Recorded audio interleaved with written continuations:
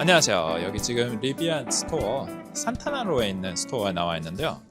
여기 오늘 문을 열었대요. 스토어가 굉장히 멋있어요. 그래서 혹시 여기 실리콘밸리에 계시는 분이나 실리콘밸리 여행 중이신 분이 계시더라면 한번 꼭 방문해 보세요. 길 건너편에 테슬라도 있고 그러니까 아마 이렇게 비교해서 사이버트럭 시승도 같이 가능하고 운전면허증 있으시면, 그리고 여기 리비안 차도 비교 시승할 수 있으니까 아마 좋은 경험이 될 거라고 생각합니다.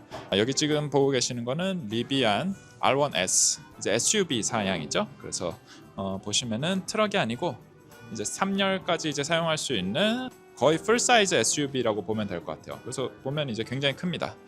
노란색 액센트가 들어가 있잖아요. 이게 아마 트라이 모터라는 걸 거예요. 그리고 맥스 배터리 팩이 이제 조합이 된 가장 강력한 파워트레인이죠. 리비안이 지금 보여주고 있는 이 차 같은 경우에 2.9초의 0 to 60랑 850마력을 보여주고 있고 370마일을 주행할 수 있다고 하네요. 차도 이제 전면을 보게 되면은 이 페이스 어떻게 생각하시나요? 저는 괜찮다라고 생각하는데, 또 어떤 분들은 이게 너무 좀 프렌들리한 페이스가 아닌가라고 좀 하시는 분들도 있어요. 그러니까 저는 괜찮은 것 같은데, 이 색깔 정말 멋있네요.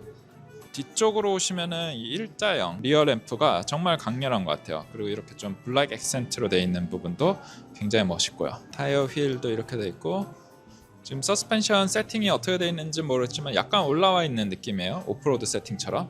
이런 데 보면 이렇게 에어 채널도 있어가지고서는 공기 저항 같은 거 또 많이 고려한 부분이에요. 사이버 트럭이랑은 굉장히 다르게 이제 유선형 디자인이잖아요.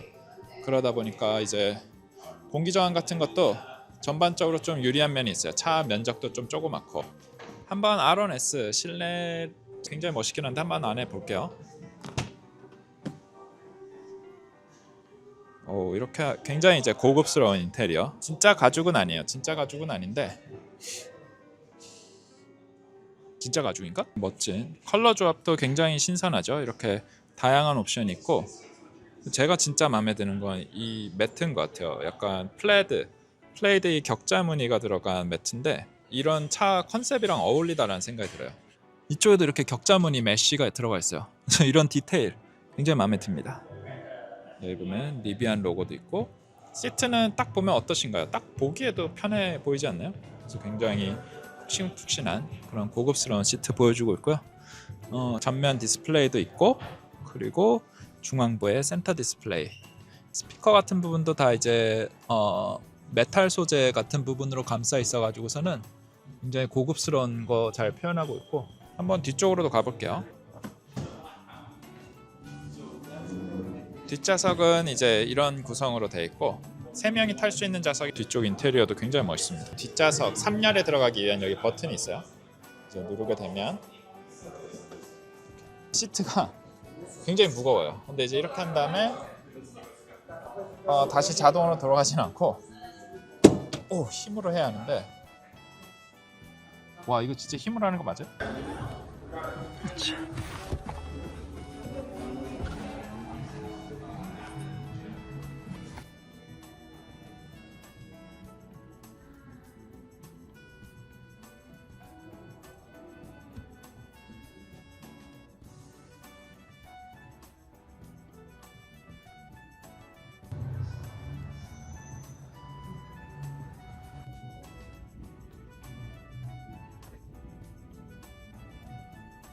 굉장히 편안한 것 같아요. 뒷좌석.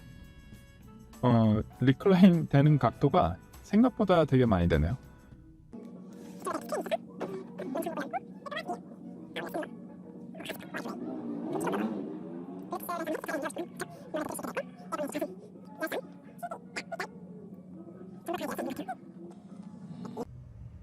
뒷좌석 이제 암레스트 보여드리고 있는데요. 여기 보면 컵 홀더 낄 수 있는 부분, 높이가 좀 높이 있으니까 제 생각에 편한 것 같아요. 옷걸이인가요?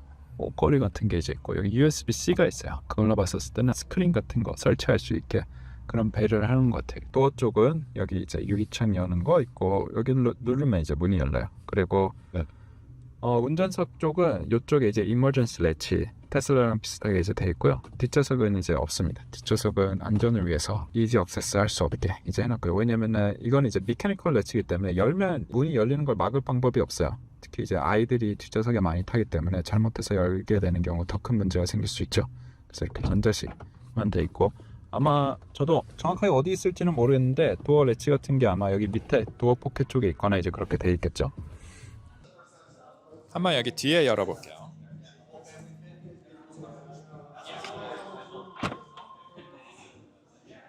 이렇게 이거 뭐라고 하죠? 반만 여는 것도 가능하네요. 여기 보면 전자식으로 버튼이 돼 있네요. 아, 이걸 누르면 저쪽에 넘어가네요. 아, 근데 저희 앞좌석이 안 움직이니까 저희 저렇게 걸린 모습 볼 수 있어요. 오, 공간이 꽤 넓네요. 네. 차박 제가 봤을 땐 쌉 가능입니다. 여기 버튼을 누르면 이렇게 이제 테일게이트 열 수 있게 되어 있습니다. 오, 아주 공간이 정말 넓네요. 여기 보면 파워 아울렛 무려 1.5kW까지 이제 뽑을 수 있는 110V가 있습니다. 여기 하나 뭐가 더 있네? 여기 에어 컴프레서가 있네요. 여기 이제 공기 같은 거 넣을 수 있는 에어 컴프레서가 있어요.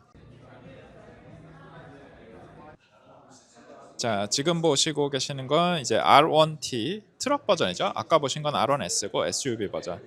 R1T는 이제 트럭이라서 몇 가지 다른 점이 있어요.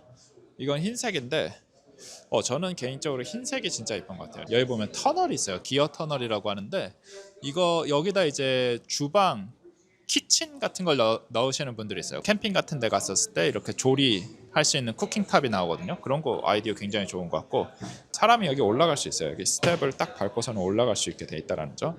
자, 여기 이제 트럭 베드인데 사이버 트럭보다는 살짝 크기가 아담해 보이죠. 이제 딱 열게 되면은 한 4x6 정도 되는 느낌이에요. 아쉽게도 뭐 이런 데가 이제 열리진 않아요. 이 메탈 토너 커버가 추가되었습니다. 이건 진짜 잘한 것 같아요. 여기 보면 이렇게 에어로다이나믹에 대한 생각도 많이 들어가 있는 것 같아요. 여기 이렇게 공기 채널 같은 거 되어 있고, 여기 이제 작은 핀 같은 게 있어서 와류 같은 거를 좀 더 뒤로 뽑아주는 역할을 하겠죠. 공기 저항을 줄이기 위한 그런 노력이 보입니다. 한번 이제 실내로 가볼까요? 이게 실내색이 저는 훨씬 이쁜 것 같은데 되게 밝은 톤으로 잘 꾸며져 있는 것 같아요. 향기도 너무 좋아요. 또 여기 재밌는 점 하나 보여드릴게요. 리비안 차에 있는 건데 여기 보시면은 운전석 쪽에 이렇게 플래시라이트가 들어가 있습니다. 여기 보면 플래시라이트가 있고 이런 거 진짜 사실 사이버 트럭보다 고급스럽다라고 저는 이야기하고 싶어요. 일단 향기 자체가 이제 좀 다르다. 가죽의 느낌이 나기 때문에. R1T는 이제 뒷좌석은 이렇게 생겼다. 리클라이닝이 되는 것 같진 않아요. 그러니까 트럭이 거의 대부분 그런데 뒷판은 이제 고정이에요. 레인지 프렌들리한 타이어죠. 좀 더 하이웨이 주행에 적합한 그런 타이어를 장착했습니다. 레인지는 더 좋은데 아쉽게도 오프로드 성능은 좀 더 떨어지게 돼 있고, 리비안 같은 경우에는 차징 포트가 여기 앞에 있습니다. 그래서 여기 보시면 여기 누르는 데가 있어요. 근데 저희 여기는 이렇게 작업을 열리는데 아직은 CCS 차저가 달려 있고 플러그인하고 충전을 하면은 여기 라이트 바로 충전량을 보여주는 녹색으로 그런 또 멋진 기능이 있습니다. 재밌는 것 같고, 여기 이제 전동 프렁크 있는데 프렁크 모습은 F-150나 사이버 트럭이랑은 좀 다른 모습이에요. 보통 이제 여기 앞에가 열리는데 쉐비 실버라드도 이제 앞에가 열리게 돼 있는데 이렇게 앞에가 막혀 있는 리비안 R1T 트라이모터 지금 시승해 보고 있는데요. 액셀러레이션 한번 체크해 볼게요. 여기 스포츠 누르면은 이제 저가 이제 좀 빨리 달릴 수 있는 세팅으로 되고, 펌, 로우, 리젠, 스테빌리티 온. 이건 뭘까요? 런치 모드가 있네요. 트라이모터 이전에 이제 쿼드 모터도 있었는데 지금 트라이모터가 가장 강력한 스펙으로 알고 있어요. 자, 한번 해볼게요.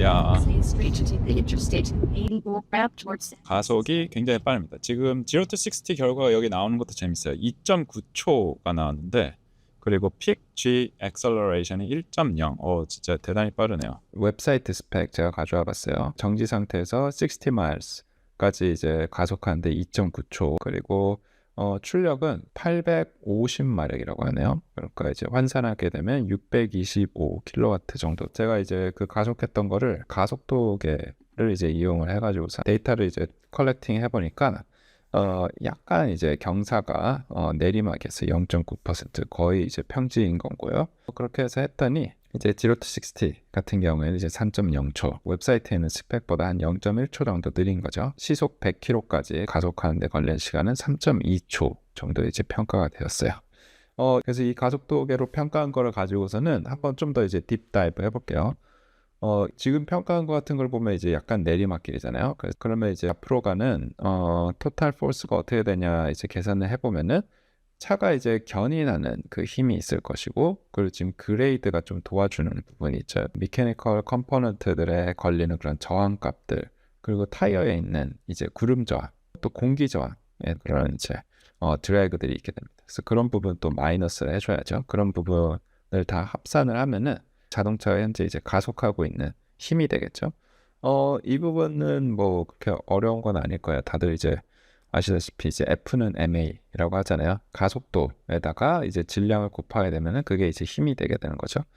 그래서 우리가 지금 가속도에 대한 값을 데이터를 이제 컬렉팅을 했고, 그 이제 그레이드가 어느 정도 되는지 알고 있으니까 차량의 무게를 가지고서 이제 계산을 해볼 수가 있죠.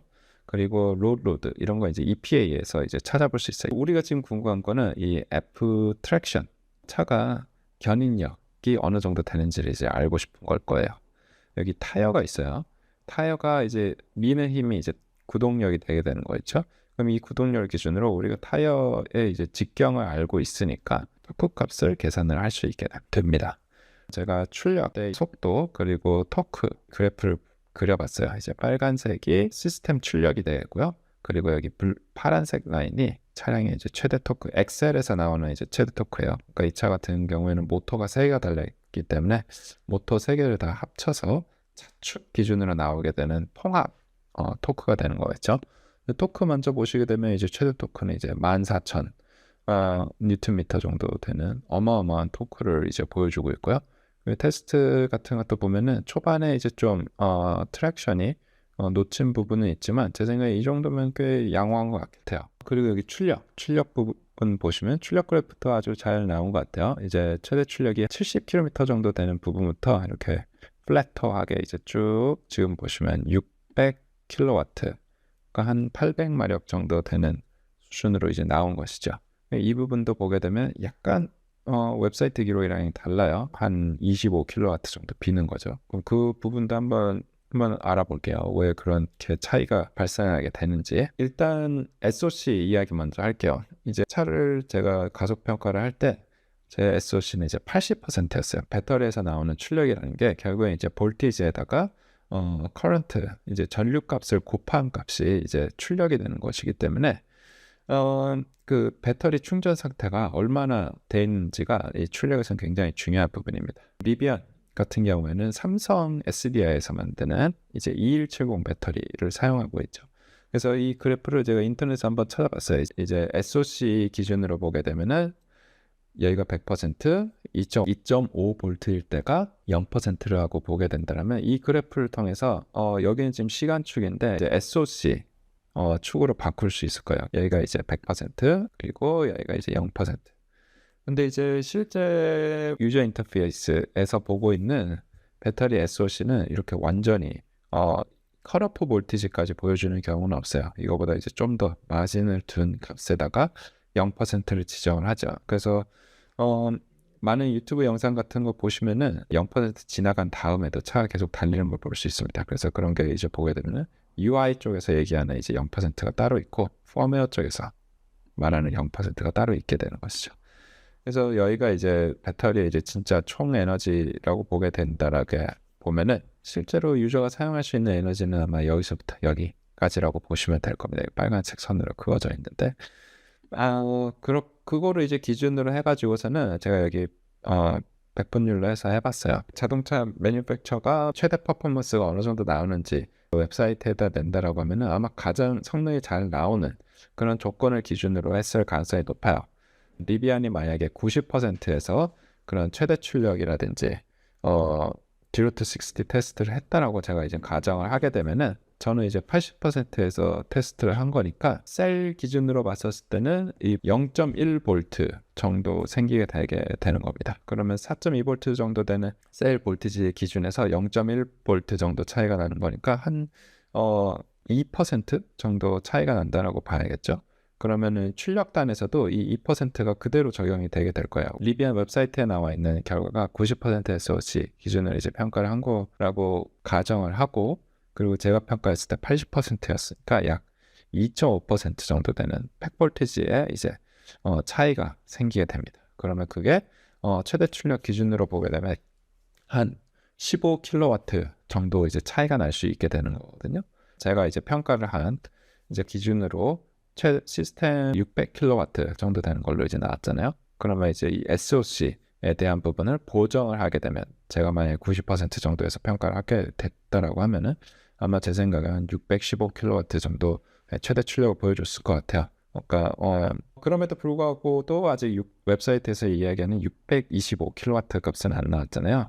그래서 이 부분에 대해서 다시 생각을 해보면은 최대 출력 같은 경우에는 아마도 모터의 출력 기준으로 이제 했을 가능성이 높아요. 모터에서 나온 출력이 바로 이제 바퀴로 전달이 되는 게 아니고 그 사이에 이제 기어박스 있죠. 기어박스가 이제 속도를 감속을 해주는 그런 역할을 하게 돼 있고, 또 기어박스에서 나온 출력이 드라이브 샤프트를 통해서 이제 허브를 거쳐서 휠로 전달이 되기 때문에 거기 있는 이제 베어링이라든지 많은 이제 메커니컬 컴포넌트들이 있어요. 그래서 그런 부분에서도 드래그가 생기기 때문에 그 부분에서 이제 에너지를 어느 정도 잃게 되는 부분이 있거든요.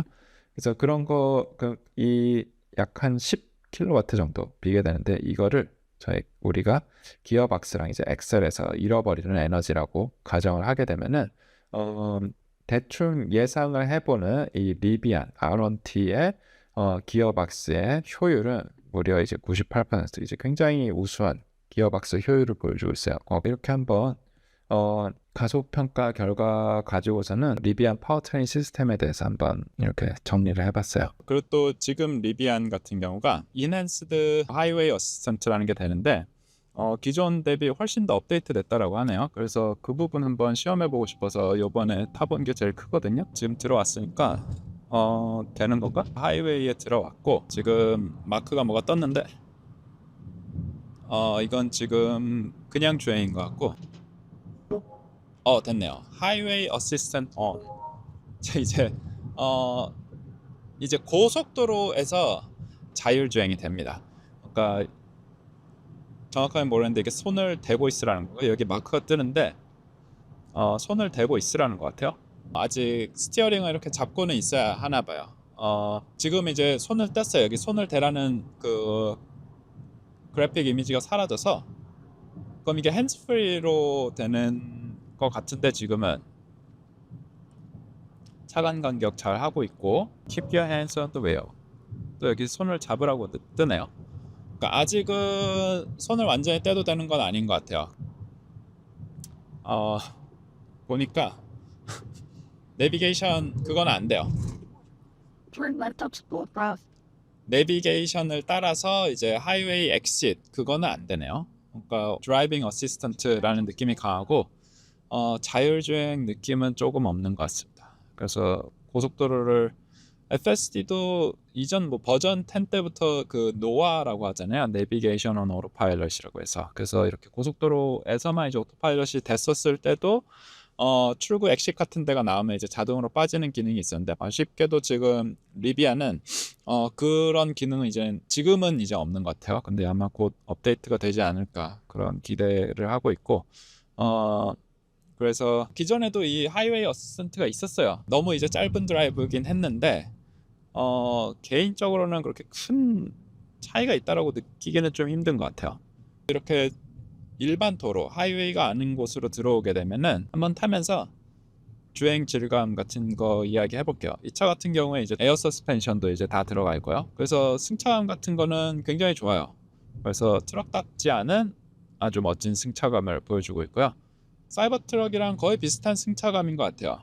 제가 느끼기엔 좀 더 이제 잔진동이 올라오는 것 같은 스티어링 휠 쪽 피드백이 조금 다른 것 같고, 이제 테슬라 사이버 트럭 같은 경우에는 그 스티어 바이 와이어를 쓰잖아요. 그래서 그런 스티어링 휠의 잔진동이라든지 그런 게 좀 많이 필터링이 되거든요. 그래서 그거를 이제 좀 그런 게 필터링 된 감각을 좋아하시는 분들한테는 이제 또 좋을 수 있고, 그런 게 이제 일반 운전에서는 저는 더 편한 것 같아요. 왜냐하면은 좀 피로도가 덜하죠. 그런데 또 그런 감각을 또 별로 안 좋아하시는 분들도 있어요. 그러니까 그런 게 너무 필터링이 되는 감각. 그래서 이 차 같은 경우에는 스티어링 휠에서 노면의 그런 정보가 훨씬 더 잘 올라오는 느낌은 듭니다. 그리고 승차감은 뭐 제가 봤을 때는 나무랄 데 없는 것 같아요. 굉장히 편안한 승차감이고, 지금 승차감도 에어 서스펜션이다 보니까 여러 단계로 조정할 수 있어요. 지금 아마 가장 컴포트한 세팅으로 해놨을 거예요. 자, 이거 한번 펌으로 해볼게요. 펌으로 하니까 확실히 이제 잔진동도 훨씬 잘 올라오는 것 같고, 근데 출렁이는 그런 느낌 자체가 확 잡아주네요. 테슬라 사이버 트럭 훨씬 언덕 둔턱 같은 거 넘을 때도 훨씬 튼튼한 느낌이 듭니다. 그래서 괜찮은 것 같아요.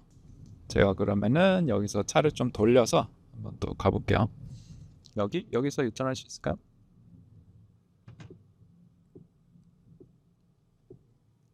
이거 제가 봤을 때 쉽지 않은데 이게 유턴이 되는지 한번 볼게요. 제 생각에는 쉽지 않다. 될 것 같긴 한데, 자, 완전히 돌려서, 역시 되지 않네요.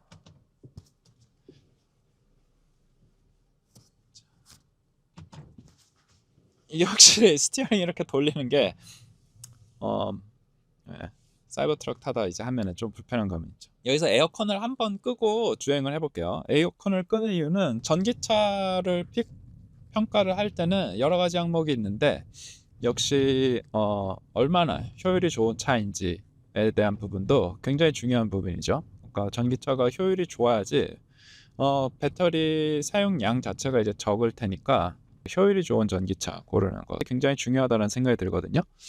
파워트레인의 그런 이피션시를 보기 위해서 지금 에어컨은 껐습니다. 왜냐면 에어컨 같은 경우가 전기차에서는 꽤 큰 컴포넌트예요. 이게 전기를 꽤 많이 먹는 컴포넌트고, 이걸 켜고 하는 게 맞지 않냐? 물론 켜고 하는 게 맞아요. 제가 생각했을 때도. 근데 지금 끈 이유는 환경이 늘 다르기 때문에요. 제가 앉아있는 캐빈 온도가 굉장히 이제 선선한 상태인데, 이 상태에서는 에어컨을 켜도 사실 컨섬션이 그렇게 많지는 않겠죠. 그러니까 에어컨을 켜고 평가를 했습니다. 또 큰 의미가 없는데, 만약에 한낮에 이제 주차장에다 한참 세워놓은 다음에 에어컨을 킨 거 상태의 컨섬션을 측정한다라고 하면은, 그러면은 초기에 이제 에어컨이 굉장히 많이 돌아가기 때문에 그런 데서 이제 에너지를 많이 낭비하게 된단 말이에요. 그래서 그런 부분까지 계산을 하게 되면은 일반적인, 그러니까 파워트레인의 컨섬션을 보는데 노이즈가 많이 낄 수밖에 없어요. 그래서 지금 에어컨을 끄고 한번 주행을 해보고 있습니다. 지금 이거 한번 또 자율주행을 켜볼게요. 이제 됐네요. 그러니까 요거는 제가 알기로는 기존 젠 1도 됐어요. 근데 이제 앞으로 업데이트 되겠죠. 내년에는 이제 unsupervised 버전을 만들겠다라고 야심차게 이야기하고 있는데, 그런 거를 계산을 해보면은 이 젠2 비클이 확실히 구매할 만한 가치는 있는 것 같아요. 왜냐면 젠1에서는 그런 업데이트가 안 될 가능성이 높기 때문에. 근데 지금 당장 보자라면은 사실 젠1이랑은 그렇게 크게 차이점이 있다라고 느껴지지는 않는 것 같아요. 아쉽게도. 실내도 굉장히 조용하고 굉장히 상품성이 좋은 차예요. 리비안 같은 경우에는 미시간에 있는 픽업 트럭을 만들어 본 경험이 풍부하신 분들이 이 차를 만들었다고 볼 수 있는데, 그래서 또 굉장히 또 시장에 빨리 나오기도 했고요. 선풍적인 인기를 끌 것으로 예상을 했지만 판매량이 그렇게 이제 폭발적으로 증가하진 못했어요. 한 연간 5만 대 정도 판매하고 있는 것 같은데, 지금 약간 그 상태로 계속 정체 중인 것 같습니다. 가장 큰 이유는 제 생각에는 결국에는 차값이 좀 비싼 게 아닌가, 그런 것과 전기차에 대한 수요가 이제 줄어들고 있다, 그런 거겠죠. 차량은 굉장히 훌륭한 차인데, 그런 이제 아쉽게도 외부적인 요인으로 인해서 판매가 좀 더딘 것 같아요. 그럼에도 불구하고 리비안 같은 경우에는 젠2 업데이트를 하면서 새로운 배터리 팩도 추가하고 더 저렴한 차도 만들면서 테슬라 사이버트럭 싱글 모터 버전보다 더 먼저 앞서서 10만 불 미만대 트럭을 시장에 내놓긴 했죠. 그 트럭 같은 경우에는 LFP 배터리가 들어가서 가격을 이제 낮출 수 있었는데 하지만 이제 듀얼 모터 컨피그레이션이고 이제 사이버트럭도 이제 저렴한 트럭을 내놨으니까 시장에서 어떤 반응이 오는지 한번 지켜봐야 할 것 같아요. 근데 지금으로 봤었을 때는 어떻게 될지 지금 시장의 분위기는 R1 시리즈가 더 팔리기를 기대하기보다는 R2가 빨리 나와야 한다라는데 더 그런 시선이 모아지는 것 같아요. 이제 더 저렴한 픽업 트럭과 SUV가 나오면은 이제 타코마 사이즈 정도 되는 거죠. 이거보다 조금 작은 거.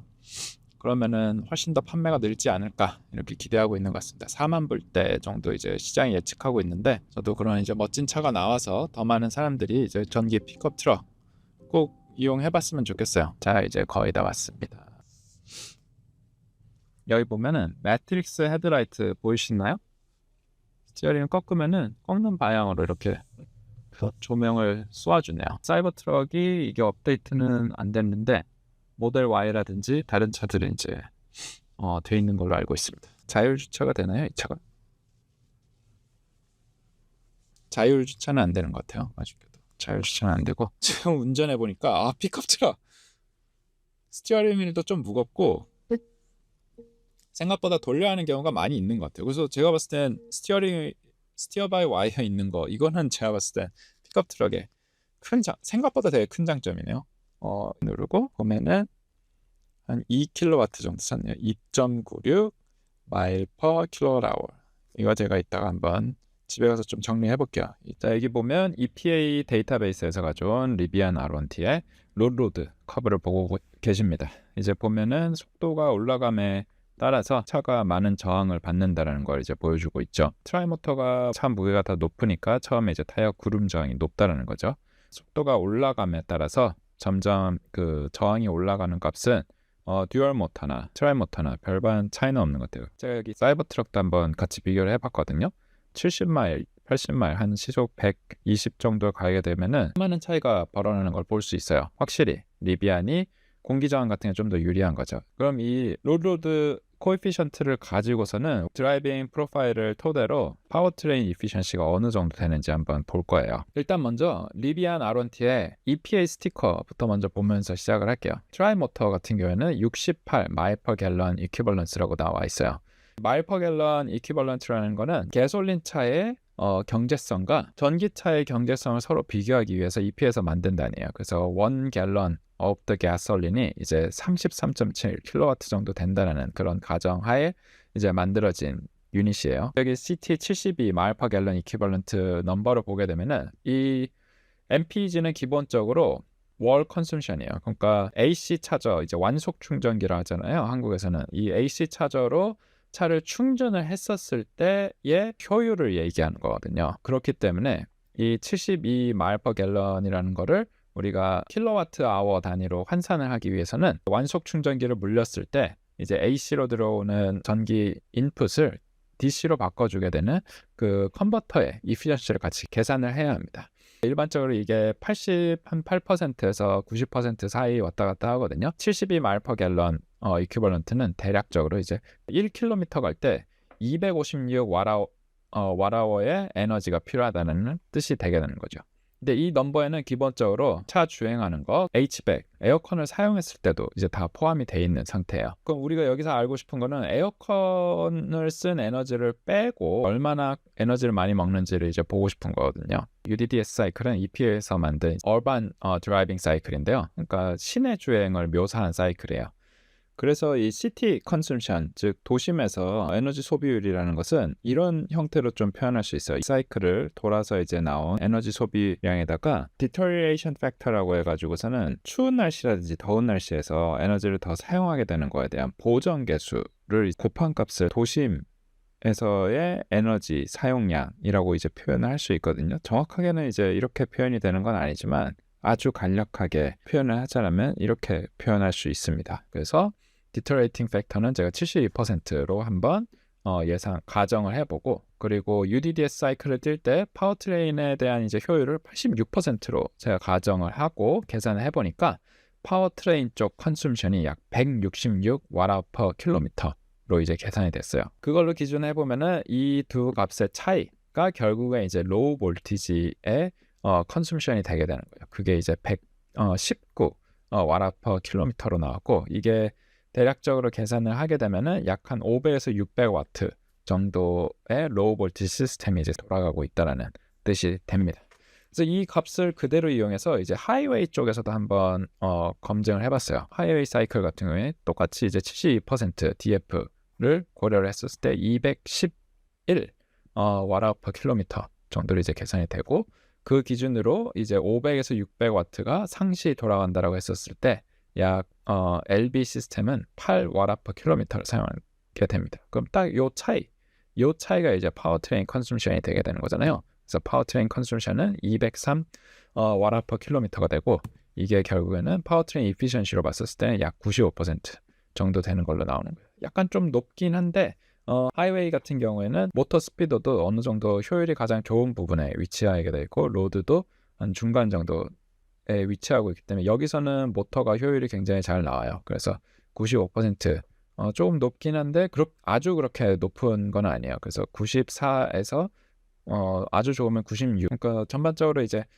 이 EPA 스티커를 통해서 이 로우 볼티지 시스템이 어느 정도 에너지를 먹고 있을지를 대략적으로 이제 추출을 해본 거예요. 정말 이제 굉장히 이제 대략적인 값이에요. 여기에 많은 사실 고려 사항들이 들어가야 하는데 아주 간략하게 한번 계산을 해봤습니다. 그래서 그거를 기준으로 제가 달린 드라이빙 프로파일을 보면은 UDDS 사이클이랑 굉장히 이제 흡사하게 달렸더라고요. 엘리베이션 같은 경우에는 보시면은 시작점 끝점 보시면 기본적으로 이제 계속 내리막이었죠. 그래서 그레이드 쪽에서 좀 컨숨션으로 봤었을 때는 좀 이익을 봤었을 것 같아요. 그 트림 미터에 표시가 되는 게 210 Wh/km로 이제 계산이 되었더라고요. 210이니까 사이클 자체는 굉장히 시티 사이클랑 굉장히 비슷하게 달렸는데, 실질적으로 UI 스크린에 뜬 컨숨션은 하이웨이 컨숨션이랑 거의 똑같아요. 그러니까 차이가 꽤 나는 거죠. 그래서 이 부분이 왜 이런 차이가 나는지 한번 생각을 해볼게요. 여기 에너지 컨숨션을 계산할 때는 87%, UDDS 할 때는 이제 86% 예상했었는데 여기서는 87%, 약간 살짝 더 높게 해가지고서 한번 계산을 해보면은 약 파워트레인 모터 차가 이제 구동을 하는데 사용한 에너지가 약 184 정도 된다라는 대략적인 계산이에요. 그렇게 보게 되면은 이제 로우 볼티지 시스템이 사용한 에너지가 약 26 Wh/km가 된다라는 뜻이고, 그거를 기준으로 이제 계산을 해보면은 로우 볼티지 시스템이 지금 제가 운전하는 동안에는 대략적으로 한 1000W로 이제 계속 구동이 되고 있었던 걸로 이제 계산이 됐어요. EPA 스티커에서 얘기한 500에서 600W의 거의 한 2배 정도 되는 거잖아요. 그러니까 한 400에서 500W 정도 지금 추가로 사용하고 있다라는 건데, 이거에 대해서 제가 좀 추측을 한번 해봤어요. 그러니까 지금 젠2 차 같은 경우에는 엔비디아의 올인 그 시스템 칩이 이제 들어가 있거든요. 제 생각에는 이번 업데이트를 통해서 이 올인 시스템 칩이 활성화가 된 게 아닐까 그런 생각이 들어요. 실제 자율주행 소감은 제 생각에는 거의 모빌 아이로 100% 된다는 느낌을 좀 받았어요. 전체적인 그래픽이나 이런 것들이 제논이랑 그렇게 큰 차이는 느껴지지 않아서 모빌 아이 시스템으로 자율주행이 되는 게 아닐까. 포럼 같은 데서도 그런 추측이 이제 많이 있고요. 그래서 저도 전체적으로 그런 느낌을 받았는데, 지금 이 컨센션 데이터를 보니까 아무래도 이 올인 하드웨어가 뭔가를 백그라운드에서 하고 있다는 느낌을 강하게 받았습니다. 그래서 이게 좋은 소식이라고 볼 수 있을 것 같아요. 그러니까 리비안이 뭔가를 계속 하고 있다는 거죠. 지금 자율주행을 더 업데이트하기 위해서 이번 주행 시험을 통해서 리비안의 전기차로서의 효율이 얼마나 높은지도 평가를 해봤는데, 동시에 자율주행에 대한 부분도 이렇게 평가해 볼 수 있었으니까 좋은 기회였던 것 같아요.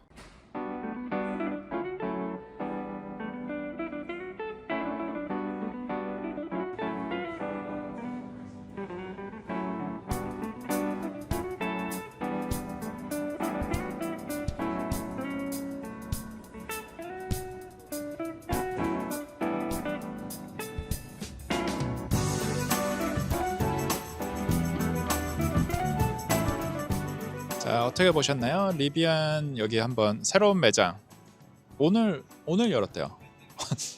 우연치 않게도 오늘 열었다라고 해서 와봤는데 굉장히 멋진 공간이고 꼭 여기 한번 실리콘밸리에 오시는 분들 한번 들러보시면 딱 좋을 것 같아요. 왜냐면은 바로 길 건너편에 테슬라도 있어요. 그래서 전기차에 관심이 많으신 분, 특히 이제 픽업 트럭 전기차 같은 경우에는 이게 한국에서는 사실 그렇게 보기가 쉬운 부분이 아니잖아요. 그래서 오시면은 테스트 드라이브도 할 수 있고, 그래서 미리 플랜을 잘 짜시면은 아마 리비안도 시승해 볼 수 있고 사이버 트럭도 시승해 볼 수 있게 바로 길 건너편에서, 그러니까 아마 일석이조로 한번 그렇게 경험해 보실 수 있을 것 같아요. 그래서 여기 리비안 스토어 산호세 여기 산타나로 쇼핑몰에 있는데 와봤는데 개인적으로는 굉장히 이제 좋았던 것 같아요.